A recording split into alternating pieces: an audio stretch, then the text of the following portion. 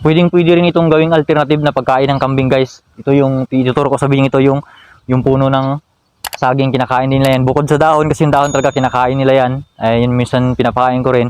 At yung puno niya, kinakain din nila yan. Kaya ayun, kasi nga tuyo na rin yung mga halos damo dito. Kaya yung iba na to, matutuyo na lang rin to. Hindi halos na makasurvive to kung matagal pa yung tag-init. Kaya ayun, kaysa matuyo na lang din, ipapakain na natin sa kambing yung mga hindi na talaga makasurvive. Kasi binibira ng mga baka din. Ayun, may mga baka, guys. So binibira nila yan. Binibira nila yan yung puno ng saging, kasi nga wala na rin talaga sila makain. Bitaw naman lang yan dito, malawak din, pero wala silang halos makain. Kaya ayun, talagang kakainin din nila. Kaya yun yung ituturo ko sa video ito, ipapakita ko sa inyo na isa rin to sa paborito nilang kainin. At yun nga, sa video ito yung mga sinishare ko, abot yun sa experience ko, at gusto ko sa inyong ibahagi mga alternative na pamamaraan na kahit na tag-init, ma-survive natin, or ma-survive natin yung mga alaga nating kambing sa mga alternative lang na pamamaraan. At ito rin, i-share ko rin sa inyo. So panoorin nyo yung video ito, guys. Papakita ko sa inyo. Yan, kinain ng baka. Siyempre kung kinakain ng baka, kamatik, kakainin din niya ng kambing, kasi yung kambing wala namang pili yan eh. Ito yung puno niya, ay ipapakain natin sa kambing ngayon. Ang tinumba ng mga baka yung iba. Grabe kasi init ng panahon talaga ngayon, guys. Ayan. Hindi lang naman siguro sa lugar namin dito, kahit saang lugar naman, ramdaman naman natin yung init ng panahon.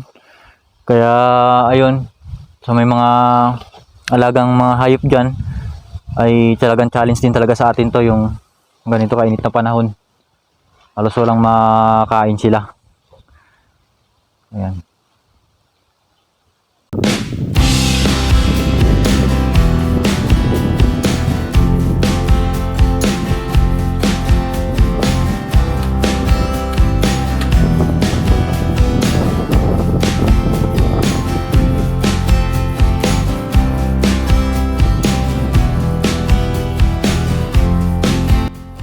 Ayan, nakakuha na tayo. Okay na yan. At ipapakain na natin sa mga kambing.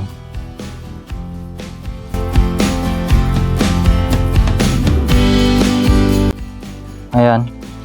Hinati-hati ko lang para makain nila yung pinakagitna. Kainin talaga nila yung iba, hindi pa nila pinapansin, pero pagbalik ko to mamaya, ubos na yan. Ayan.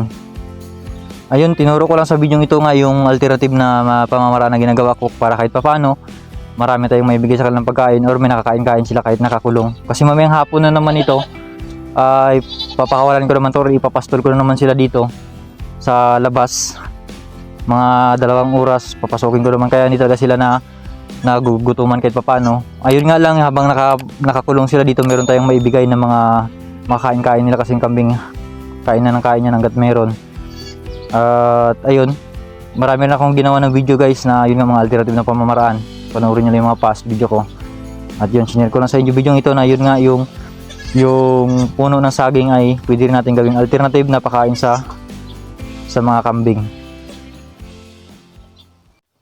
At yun, pwede nga ipakain yung puno ng saging pang alternative or pamalit kung habang nakakulong sila dito ay meron tayong napapakain-pakain sa kanila, kasi hindi naman talaga sila kinukulong sa ngayon. Pinapastol ko sila or sinusuga.